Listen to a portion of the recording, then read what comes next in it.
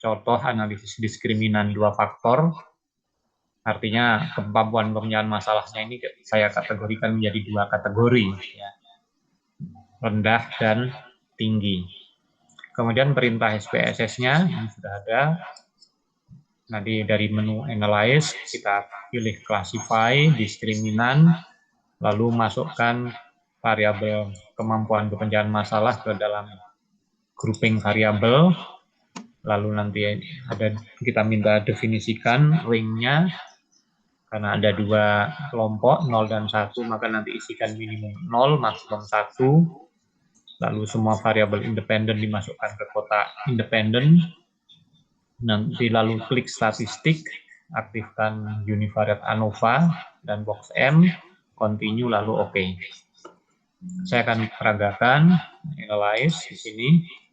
Kemudian classify, ini ada classify.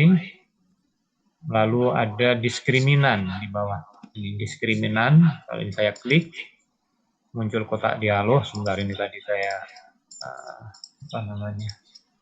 sudah menggunakan SPSS, ya. Ya, tampilan aslinya seperti ini. Ya, kalau Bapak Ibu buka SPSS di awal, lalu variabel KPM ini dimasukkan ke grouping variabel. Lalu di sini kita diminta untuk mendefinisikan ring-nya. Kita klik saja, minimumnya 0, kita tuliskan, maksimumnya 1, lalu continue. Lalu masukkan variabel independen ke kotak independen. Mulai dari IQ sampai jam menonton, ini saya masukkan ke kotak independen. Yang KPM 3 ini nanti belakangan. Jadi semua variabel independen sudah saya masukkan ke kotak independen. Lalu untuk tahap awal kita klik statistik saja. Ini kan juga sudah saya aslinya mungkin seperti ini. Kalau Bapak Ibu baru memulai, paling tidak yang diaktifkan ini saja dulu, ANOVA, univariate ANOVA, ya. Ditambah box M juga boleh, tapi sebenarnya 1 univariate ANOVA juga boleh. Oke, 2 ini saya aktifkan, lalu continue, lalu OK.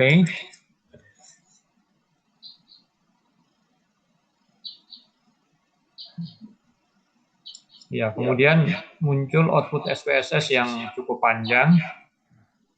Nah, untuk tahap awal dari analisis ini, kita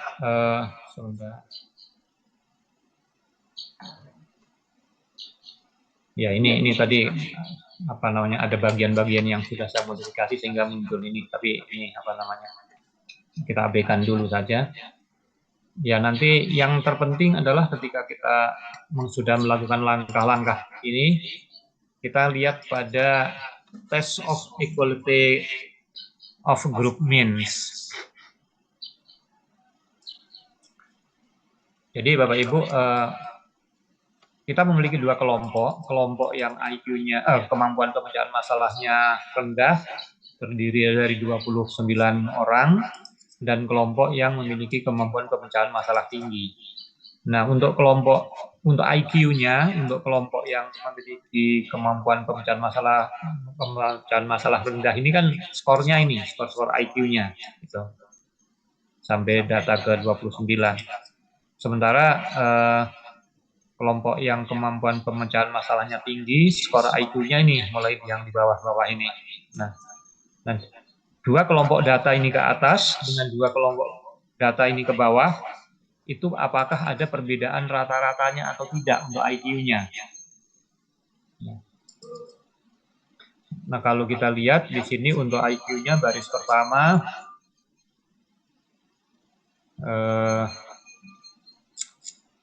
kita langsung lihat pada kolom 6-nya 0,009. Artinya terdapat perbedaan rata-rata IQ antara yang kemampuan pemecahan masalahnya rendah dan kelompok yang kemampuan pemecahan masalahnya tinggi, itu untuk IQ.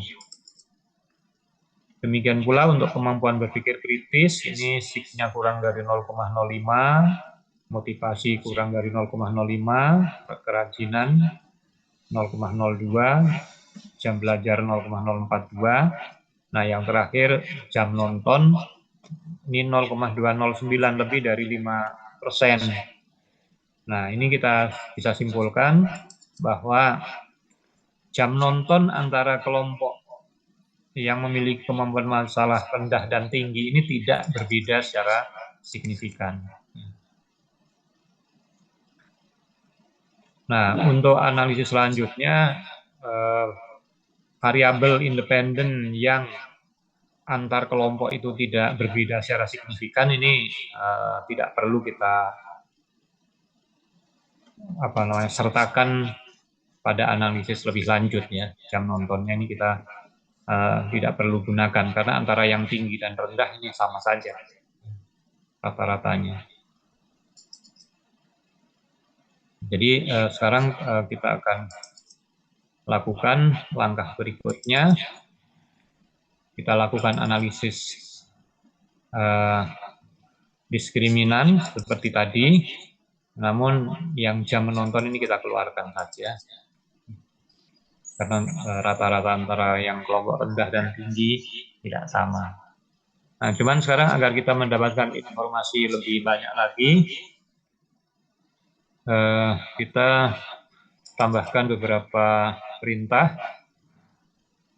Tadi dari analyze sampai memasukkan ke kota independen, ini sudah sama, sudah kita lakukan. Nah, sekarang kita klik pada statistik.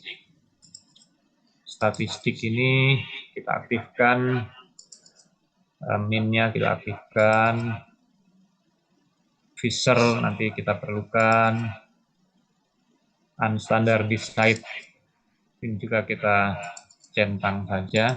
Ya prinsipnya kalau mau dicentang semua juga silahkan, nanti outputnya lebih banyak lagi. Tapi ini saja cukup. Lalu continue. Lalu di bawah, tadinya kalau Bapak Ibu baru pertama kali menggunakan SPSS, ini di bagian bawah ada enter independent together dan use stepwise method. Ini yang yang warna yang seperti ini ya, sehingga di bagian methodnya ini belum bisa kita klik. Kita gunakan atau kita klik use stepwise method di sini sehingga tombol methodnya aktif. Kita klik method, lalu kita bisa, ya ini mahalan di sini sudah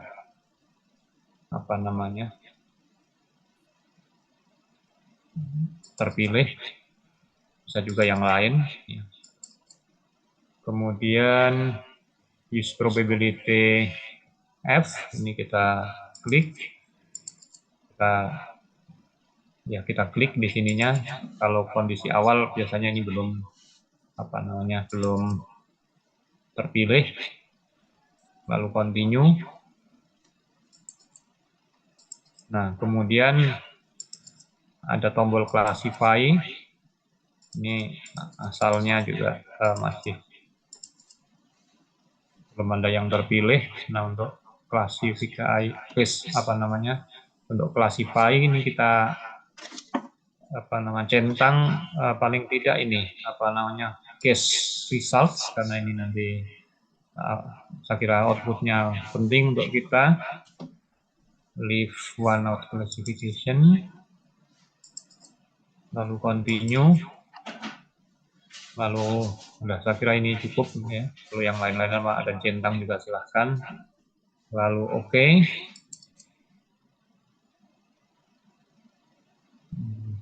Biar sebentar saya close dulu ini biar tampilannya sama seperti mulai dari awal.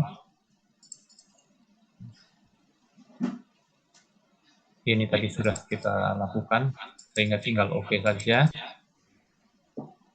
Nah, maka kemudian akan muncul output di SPSS yang cukup banyak tabelnya. Saya akan jelaskan beberapa bagian yang saya kira penting. Yang pertama, ini yang data yang dianalisis ini semuanya valid 60 hingga 100%. Output ini yang penting-penting nanti sudah saya copy dan saya beri penjelasan di file Word yang sebenarnya sudah saya kirimkan, namun ada sedikit revisi. Ini saya tambahkan ya. Tadi di langkah pertama outputnya seperti ini ya, yang jam nonton ini berbeda, juga sudah saya berikan penjelasan di bawahnya. Kemudian langkah yang kedua, ini outputnya sebagian saya copy ke Word, dan beberapa penjelasan yang saya jelaskan nanti saya kira sudah saya tuliskan di Word ini. Kecuali yang sudah jelas ya sudah saya tuliskan. Tapi kita lihat saja nanti mana yang perlu penjelasan tambahan atau tidak. Kalau dari analysis case processing summary, saya kira ini kita tahu bahwa semua data valid, 60 responden masuk semua, kita analisis. Lalu grup statistik. Nah, grup statistik ini diberikan statistik deskriptif untuk kedua kelompok yang kemampuan pecah masalahnya rendah atau 0 dan tinggi 1, rata-ratanya dan standar deviasinya di sini diberikan semua. Ada juga totalnya, jadi deskriptif. Padahal Ali udah itu. Khusus mean dan standar deviasi. Lalu test of equality of group mean. Ngapain amat sih dia? Menguji kesamaan rata-rata antar kelompok KPM rendah dan tinggi. Di sini tadi setelah jam menonton kita keluarkan, terlihat bahwa antara kedua kelompok KPM rendah dan tinggi ini IQ dan sebagainya semuanya berbeda. Nah, kemudian beberapa persyaratan di sini dimunculkan, misalnya untuk tes kesamaan matrik kovarian. Ya, kesamaan matrik kovarian biasa kita pakai box M. Ya. Cuman data yang saya tampilkan ini tidak ideal ini. Test resultnya dengan menggunakan box M, signya 0,006. Sementara ini adalah untuk menguji hipotesis 0 bahwa kovarian matriknya itu sama. Yang kita harapkan tentu mata-matanya selamat sekarang ya. Kalau asumsinya ingin penuhi, signya ini lebih dari 0,05. Ya. Cuman untuk ini hanya untuk contoh, kita anggap saja ketularan selamat jadi persyaratan berlaku ya. Jadi mekanismenya mekanismenya yang kita pelajari. Jadi anggap ini berlaku. Anggap ntar habis dari kampus gua ke sana. Kemudian karena tadi kita metodenya ini stepwise statistik, maka ada historinya di sini. Histori untuk memilih variabel-variabel independen mana yang berpengaruh signifikan untuk penggolongan kemampuan pencarian masalah itu, apakah tergolong rendah atau tinggi. Tadi ada 5 variabel bebas ya. Dan ternyata setelah dilakukan analisis, tidak semuanya memiliki pengaruh yang signifikan untuk pengelompokan kemampuan pemecahan masalah. Dengan metode stepwise, di sini disimpulkan bahwa ternyata hanya 2 variabel yang signifikan untuk mengklasifikasikan kemampuan pemecahan masalah, yaitu variabel IQ dan motivasi. Ya. Yang lainnya ada pengaruhnya, tapi tidak signifikan, sehingga model yang terbaik adalah kalau kita cukup menggunakan 2 variabel independen, yaitu IQ dan motivasi, sehingga variabel, dan ini ada historinya tadi, ya. Step yang terakhir yang memberikan model terbaik adalah yang kita menggunakan variabel IQ dan motivasi. Sementara yang tidak dilakukan analisis, tidak digunakan analisis, ya tentu saja ini 0 artinya kondisi awal, 1 ketika tadi IQ digunakan, lainnya tidak. Kemudian yang step 2 ketika IQ dan motivasi digunakan, tentu kemudian yang lainnya, yang 3 ini tidak dimasukkan. Kemudian apa lagi? Mungkin yang penting,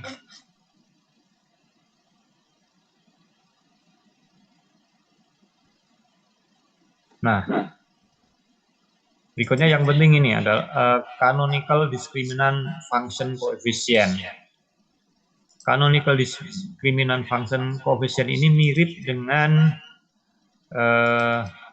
output yang digunakan untuk menuliskan persamaan regresi. Ya. Jadi dengan output seperti ini kita bisa membuat fungsi diskriminan yang konstannya min 43,137, koefisien motivasi 1,94, dan koefisien IQ 0,237.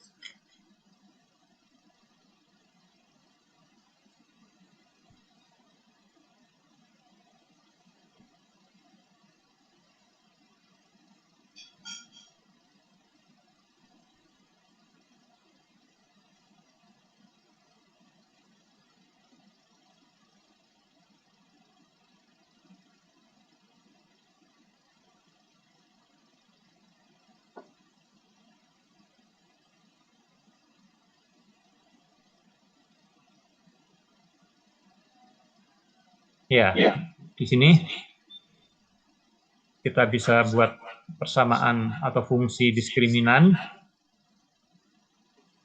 bahwa kemampuan pekerjaan masalah itu bisa dimodelkan dengan persamaan minus 43,137 ditambah 0,237 kali IQ ditambah 0,194 kali motivasi.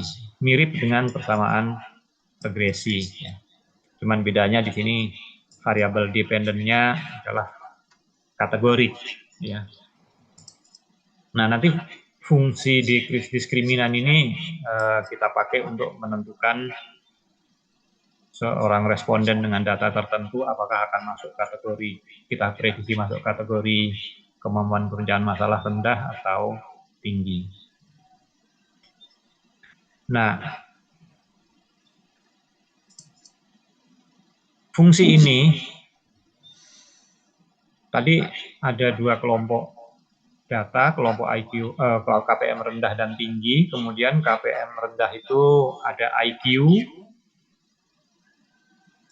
memiliki IQ, dan IQ ini untuk kelompok rendah bisa kita hitung. Kemudian untuk kelompok tinggi, rata-rata IQ-nya juga bisa kita hitung. Lalu motivasi kelompok rendah ini nanti juga bisa kita hitung rata-ratanya. Motivasi kelompok tinggi bisa kita hitung rata-ratanya. Nah, nanti kalau rata-rata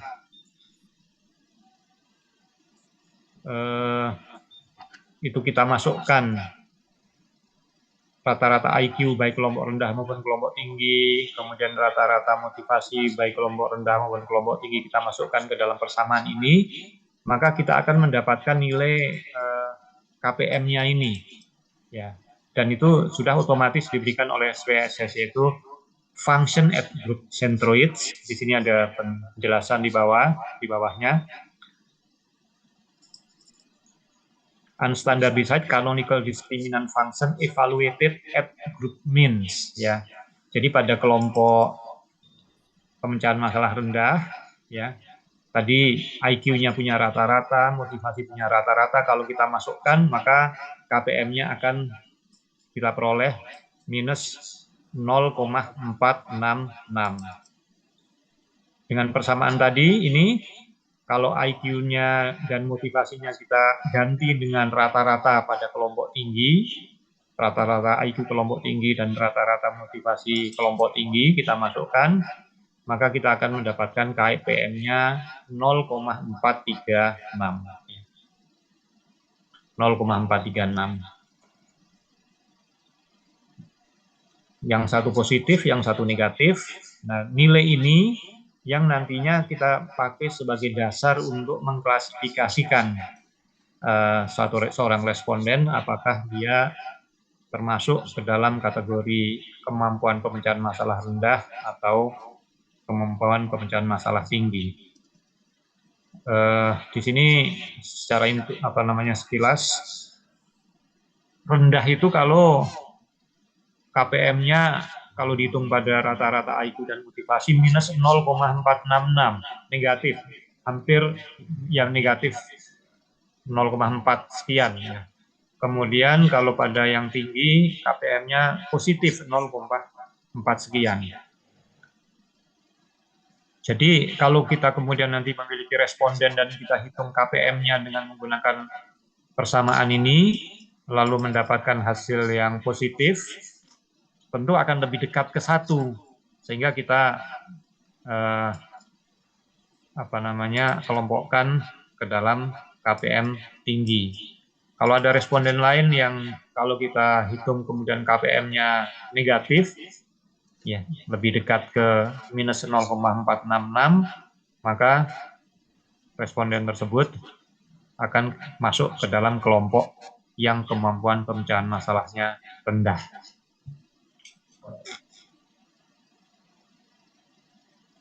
Nah, antara minus 0,466 dan 0,436 ini kan 2 titik. Kalau kita bayangkan kita membuat sebuah garis lurus, garis koordinat, kita tempatkan titik minus 0,466 dan titik 0,436, maka nanti kalau ada nilai KPM yang di antara kedua ini, yang agak di tengah-tengah, mungkin kita akan bertanya, responden tersebut masuk ke dalam kategori kemampuan pemecahan masalah rendah atau kemampuan pemecahan masalah tinggi.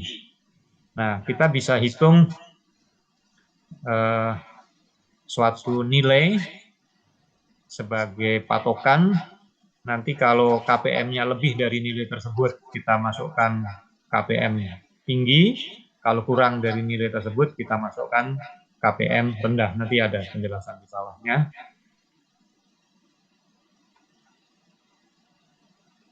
Nah, sebelum ke sana, saya akan jelaskan output selanjutnya dari SPSS. Jadi tadi setelah ini ada output namanya classification statistics, ya. Dan ini ada beberapa tabel classification processing summary yang diproses itu semuanya 60, ya. Kemudian ada prior probabilities untuk grup, untuk 0 itu setengah, untuk 1 juga kelompok 1 juga setengah. Ya, tadi dari respondennya atau casesnya yang masuk kelompok 029, yang masuk kelompok 1 ada 31 sehingga totalnya 60. Nah, kemudian classification function coefficient. Jadi kan ada 2 kelompok, ada kelompok rendah, kelompok tinggi.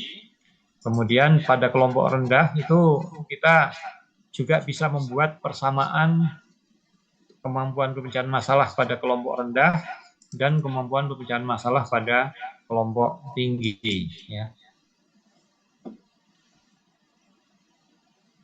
Jadi kalau kita dasarkan pada classification function coefficient,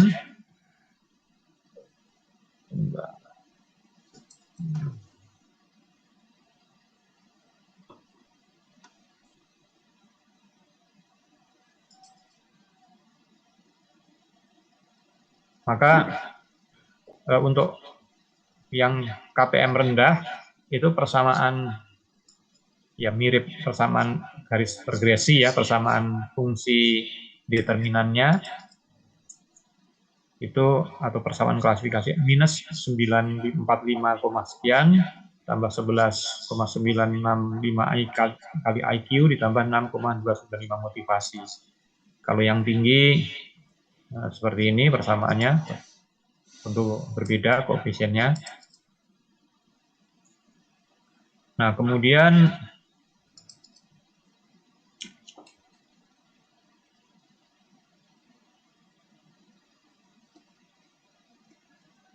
ini hasil case-wise statistik dengan menggunakan persamaan atau fungsi determinan diskriminan yang tadi kita peroleh, maka di dalam case-wise statistik ini diberikan hasil data awal dan data prediksi. Di baris pertama misalnya ini untuk bagian awal original, artinya data dengan suatu metode yang asli. Ini saya tidak jelaskan. Jadi yang tadinya responden 1 itu masuk kelompok rendah, kemudian setelah kita lakukan analisis dan tadi mendapatkan persamaan fungsi diskriminan, ternyata dengan menggunakan persamaan fungsi diskriminan tadi kita peroleh responden 1 masuk tetap di dalam grup yang KPM-nya rendah, yaitu predicted-nya 0. Responden 2 juga demikian. Jadi rumus yang kita peroleh ketika kita gunakan untuk memprediksi responden-responden masuk kelompok mana, ini kita lihat dari responden 1 sampai 6 tidak ada perubahan. Data awalnya masuk kelompok rendah, data prediksinya juga tetap ada di kelompok rendah. Tapi responden yang nomor 7, awalnya dia ada di kelompok rendah KPM-nya.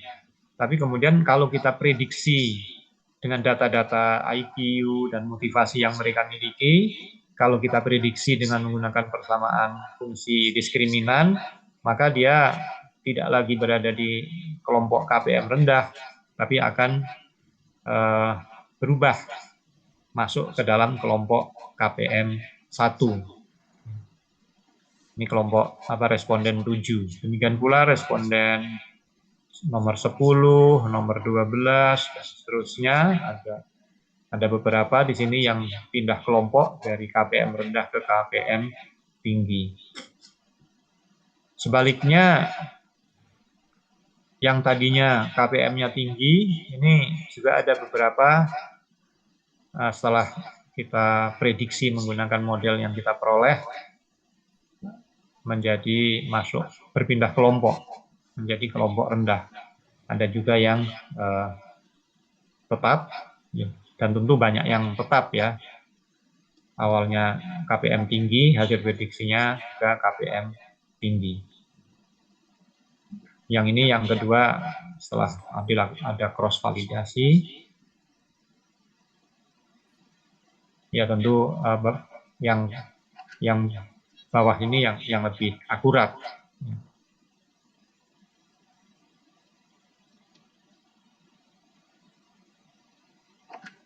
Nah, kemudian hasil pengklasifikasian ini diringkas di dalam tabel. Ya, kalau yang cross validated di sini, yang banyaknya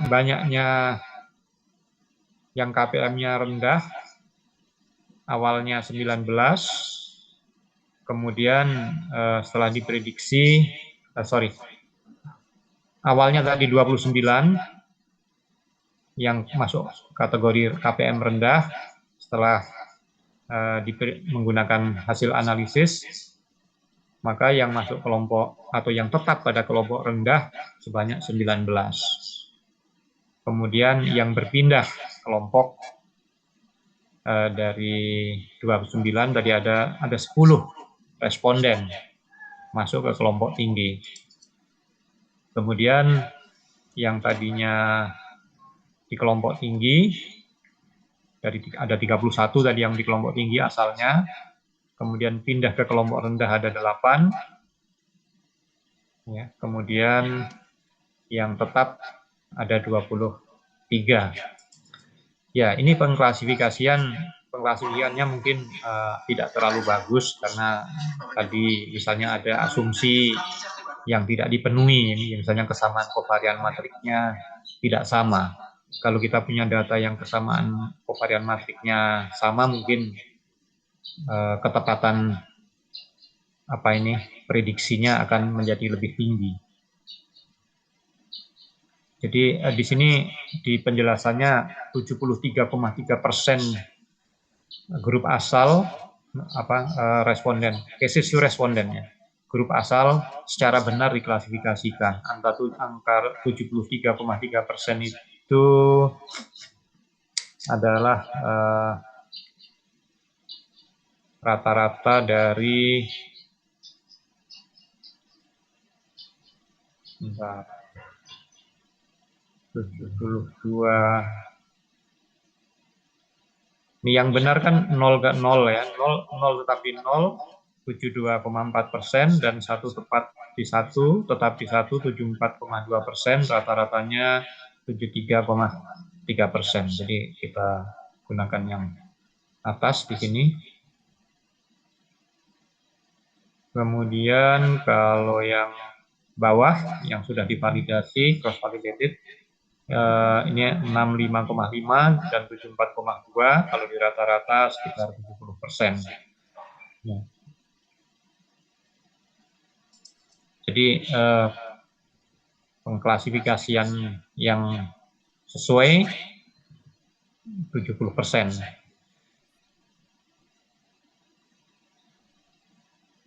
Berikutnya, sebentar saya sebut.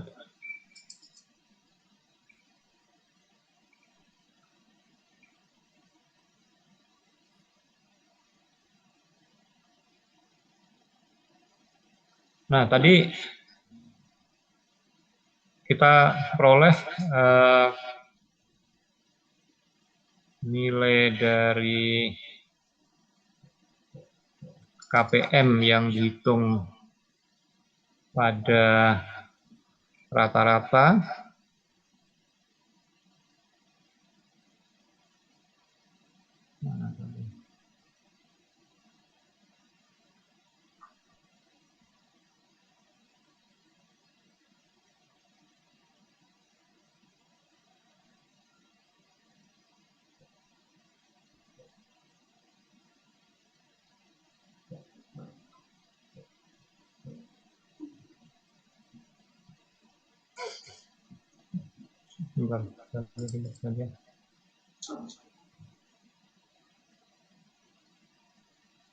Ya, tadi kita punya tabel function at group centroid ya, yang min 0,466 pada kelompok KPM rendah dan 0,436 pada KPM tinggi.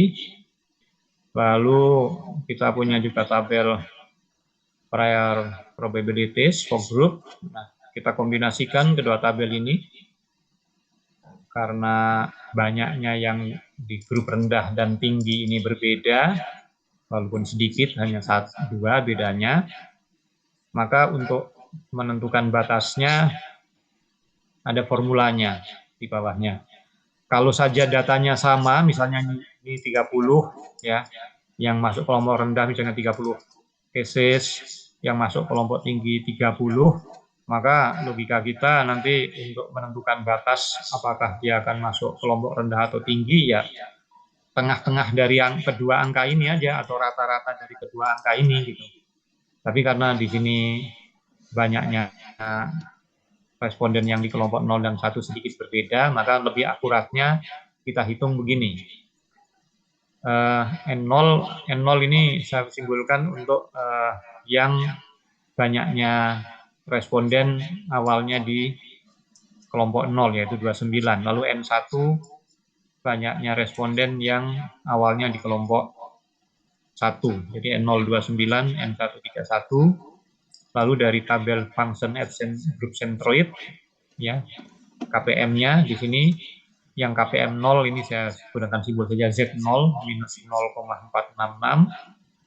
Lalu yang untuk 0,436 saya beri simbol Z1. Lalu saya untuk menentukan batasnya kita hitung rata-rata tertimbang, rata-rata terbobot ya. Jadi N0 ini saya kalikan dengan Z0 tambah N1 saya kalikan dengan Z1 lalu dibagi N0 dan N1. Jadi ini rata-rata tertimbang ya. Hasilnya 0,000033. Sangat dekat dengan 0. Sehingga kalau kita misalkan nantinya menghitung KPM dari seorang responden dan hasilnya lebih besar dari 0,00033, tentu akan kita masukkan ke dalam kelompok KPM tinggi. Kalau kurang dari angka ini, kita masukkan ke dalam kelompok KPM rendah. Jadi di persamaan KPM yang asli, enggak, mana tadi saya tuliskan?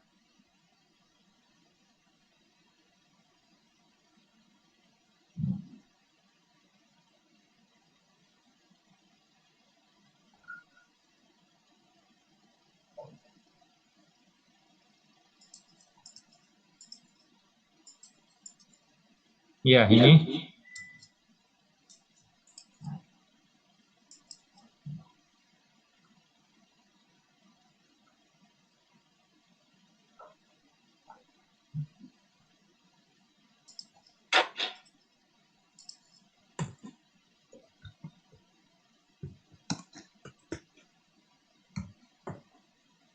Kalau misalnya IQ-nya sama dengan misalnya 120, saya ambil aja. Lalu motivasi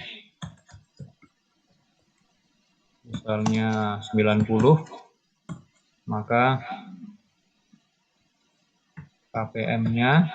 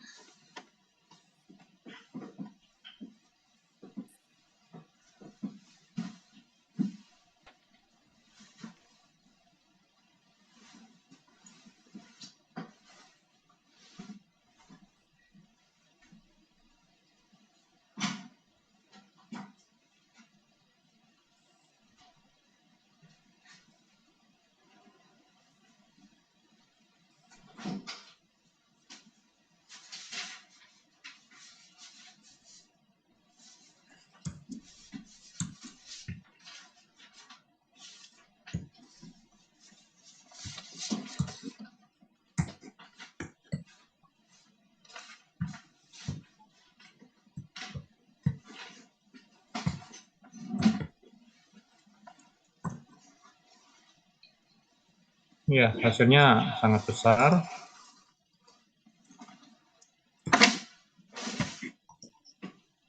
Dua 2,763 ya. Saya ambil datanya memang ini IQ-nya cukup tinggi dan motivasinya cukup tinggi. Kalau kita bandingkan di sini kan IQ-nya ya agak moderat sih kalau IQ-nya, hampir sama dengan rata-ratanya. Tapi motivasinya di sini angkanya kecil-kecil. Saya ambil angka 90 sehingga memberikan hasil KPM yang cukup besar. Nah, tapi ini jelas kelihatan lebih besar dari 0,000033 ya. Misalnya case A memiliki IQ gitu. Maka kesimpulannya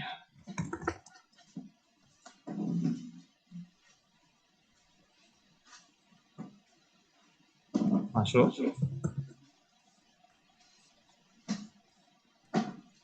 kategori KPM tinggi. Ya. Demikian juga untuk kalau kita memiliki data-data yang lain, nanti akan ketahuan atau kita bisa prediksi apakah akan masuk KPM rendah atau KPM tinggi.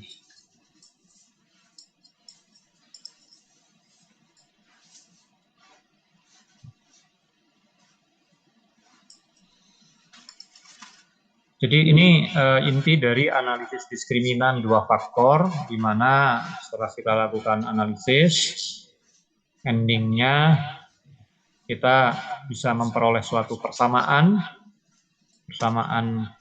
untuk mengklasifikasikan seseorang atau responden itu masuk dalam kategori 0 atau kategori 1. Ya. Dalam hal ini kita interpretasikan 0 itu kalau rendah, 1 kalau tinggi.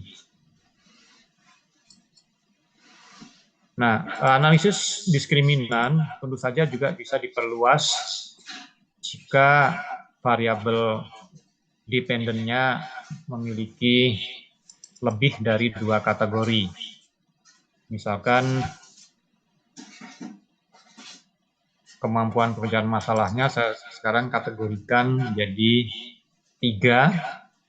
Ada yang saya beri kode 0, rendah, lalu saya berikan kode 1, sedang, dan kode 2, tinggi.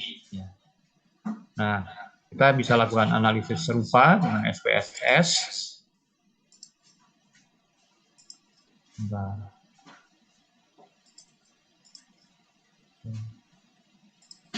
Hapus saja.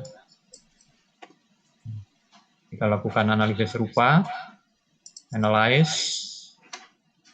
classify, diskriminan, yang kita jadikan variabel bebasnya, yang KPM 3, yang tadi ada 3 kategori, saya keluarkan dulu. KPM 3 saya masukkan ke grouping variabel, saya definisikan range-nya dari 0 sampai 2. 0 rendah, 1 sedang, 2 tinggi. Continue. Kemudian kalau kita melakukan perintah seperti yang tadi, nantinya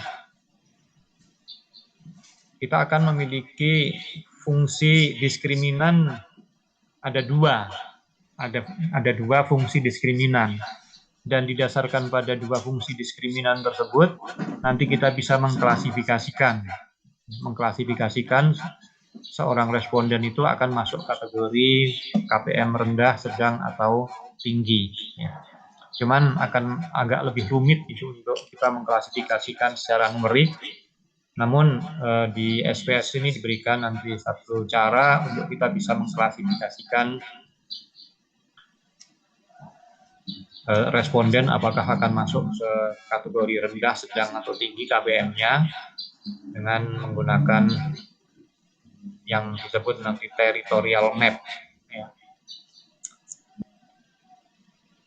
Ini saya langsung aja, ini anggap saja semuanya memenuhi gitu ya. Jadi yang jam nonton juga saya masukkan kembali statistiknya. Ya, ini sama seperti yang tadi kita lakukan, metodenya juga sama yang seperti tadi kita lakukan, klasifikasinya. Nah, klasifikasinya saya tambahkan territorial map, saya centang di territorial map ya. Kemudian continue. Nah, save ini kalau kita klik ini nanti di layar data view akan tambah kolom ya. Coba saja kita centang ini saja, predicted group membership. Yang tadi 2 faktor juga sebenarnya kita bisa saja centang ini, tapi tidak saya lakukan tadi. Lalu oke.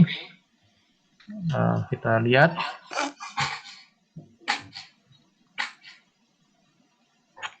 Hasilnya, outputnya ya mirip tadi.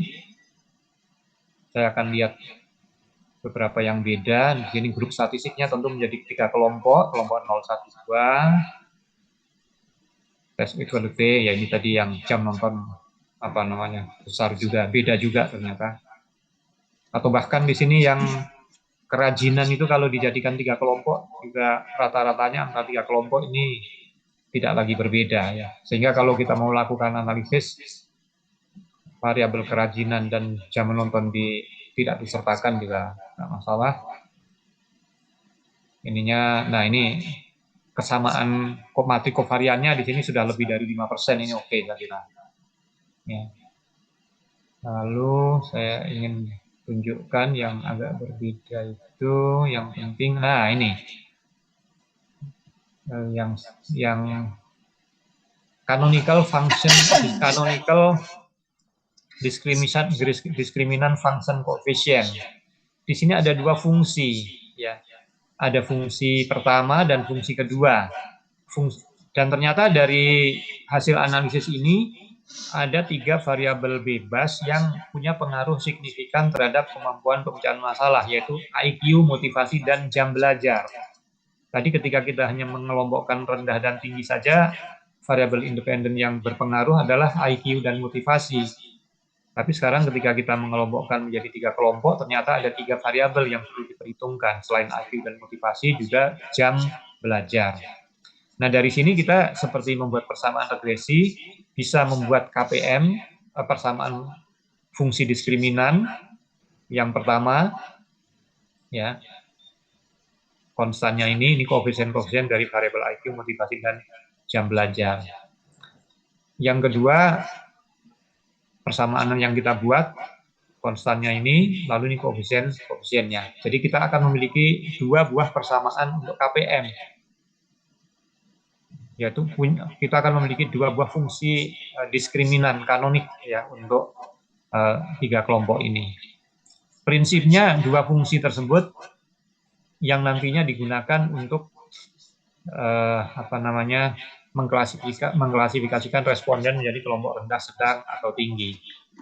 Dan fungsi-fungsi ini kalau kita hitung untuk IQ, motivasi, dan jam belajarnya itu adalah rata-rata pada setiap kelompok, maka kita akan mendapatkan nilai dari KPM pada ketiga kelompok tersebut yang kita hitung dengan menggunakan fungsi diskriminan 1 dan juga fungsi diskriminan 2.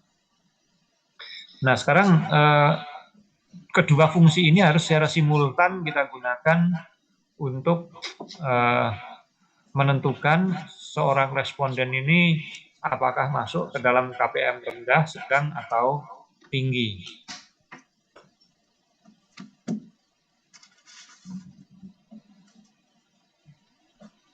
Nah, secara analitiknya agak kompleks, sehingga di sini kita diberikan satu cara untuk menentukan kelompok dengan menggunakan territorial map. Ini mirip tadi, saya lihat yang beda saja. Nah, ini territorial map-nya.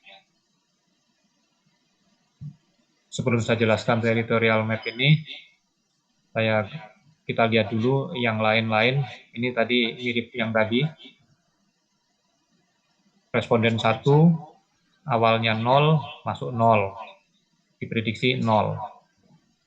Ada 0 yang masuk 2, ada 0 yang masuk 1, dan sebagainya. Nanti yang 1 ada yang pindah ke 2, ada pindah ke 0. Ya. Demikian juga yang 2, ada yang tetap, ada yang pindah ke 1, ada bahkan yang pindah ke 0. Sehingga ketepatan pengklasifikasiannya, persentasenya di sini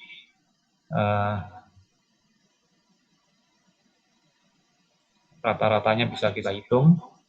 ketepatannya, baik yang original maupun yang cross validated, ya, persentasenya. Ya, memang kecil ini datanya, mungkin tidak bagus.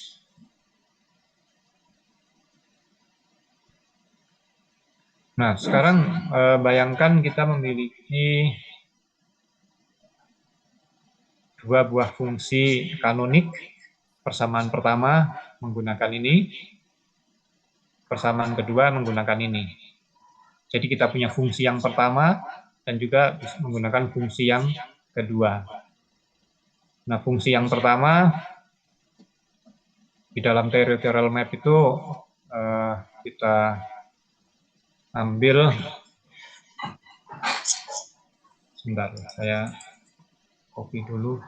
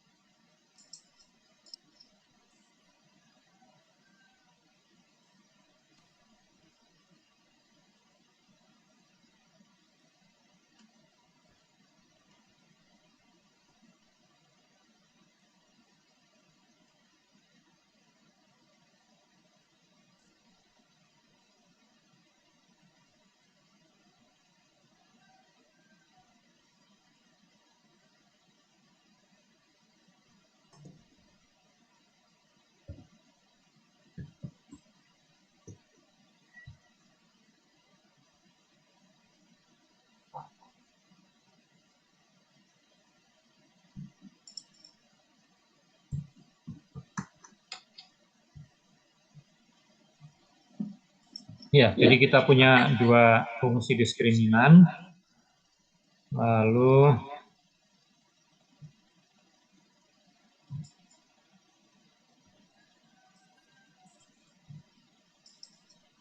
anggap kita memiliki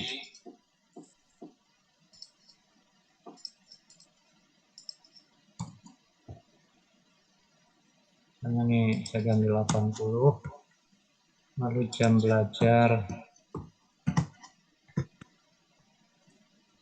misalnya yang kecil saja, 5. Maka dengan menggunakan fungsi diskriminan ini,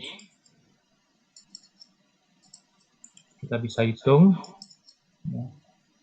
IQ-nya kita ganti 120.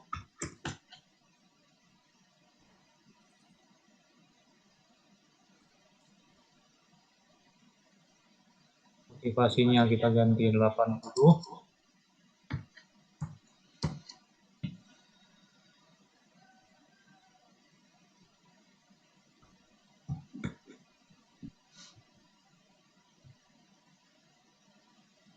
Jam belajarnya kita ganti 5.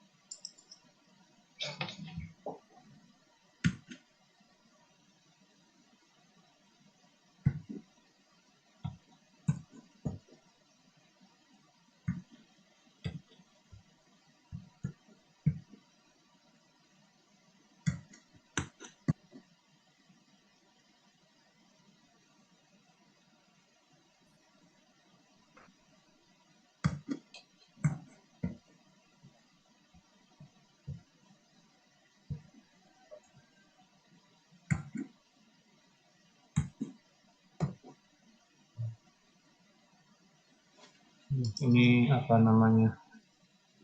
Fungsi diskriminan 1.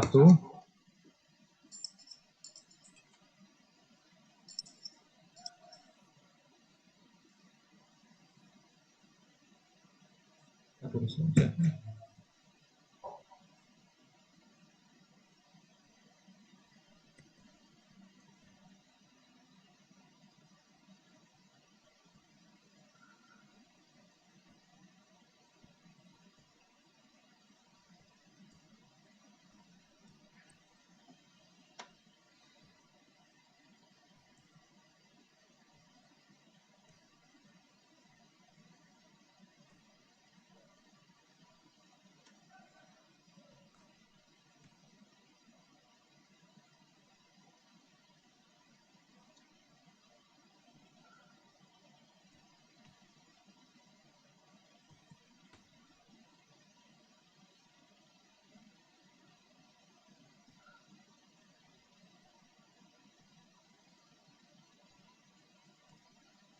Ya, kita punya dua nilai untuk fungsi diskriminan.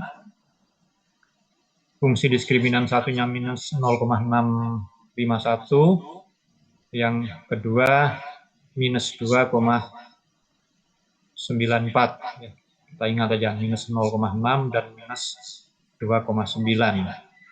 Nah, di dalam territorial map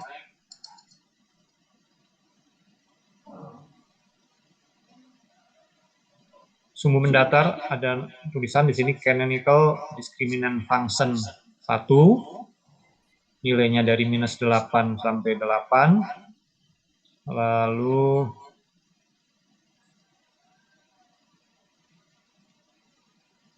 canonical discriminant function 2, nilainya ya paling tinggi 8, paling rendah minus 8. Jadi ini bayangkan suatu bidang koordinat, lalu tadi kita punya titik, ya,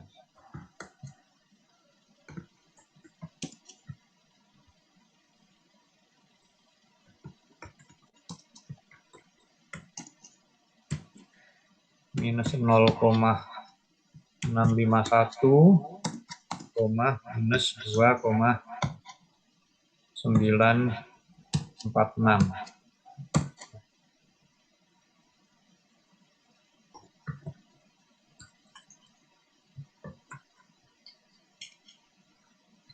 Minus 0,6 di sumbu mendatar, minus 0,6. Kalau minus 0,1 tengah-tengahnya ini, minus 0,6 kira-kira di sini ya.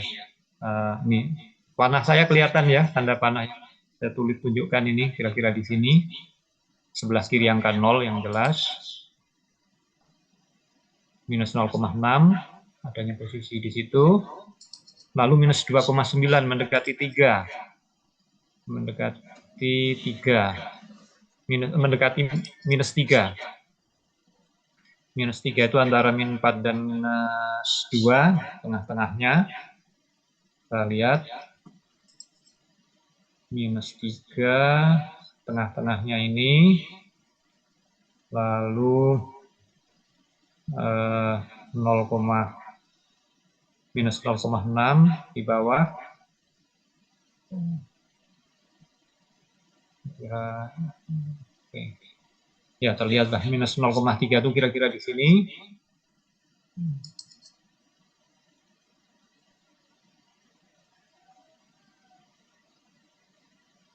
Lalu minus 0,6 itu ada di sini. Nah, di sini ada angka 1,3. Jadi wilayah di sekitar ini, sekitar garis ini, garis yang saya gerak-gerakkan kursor, itu hanya bisa menentukan, membagi apakah satu responden itu masuk ke dalam kategori 1. Nah, 1 ini tadi adalah sebagai pengganti angka 0, lalu 3 itu sebagai pengganti angka 2. Jadi karena ini masuk di sebelah kiri 1, artinya ke kiri ke 1, ke kanan ke 3, berarti responden tadi masuk ke dalam kategori yang KPM-nya rendah. Ya. KPM-nya rendah. Karena di sebelah sini. Posisinya di sekitar sini. Ya.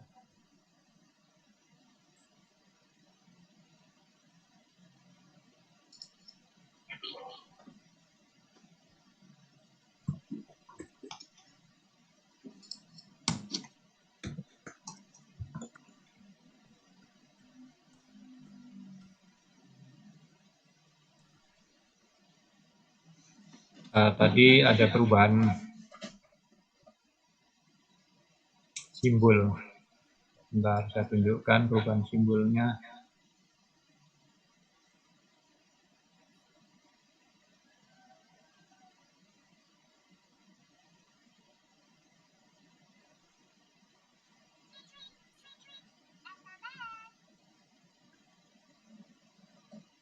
Ya, ini ada perubahan simbol. Simbol kita tadinya 012, lalu simbol di dalam territorial map ini 0 itu diganti 1, 1 diganti 2, 2 diganti 3. Ya. Jadi ketika di dalam simbol territorial map ini angka 1, 2, 3, kalau simbol dalam grup kita 1 mewakili 0, rendah, 2 mewakili 1, sedang, dan 3 mewakili tinggi. Nah, kesimpulannya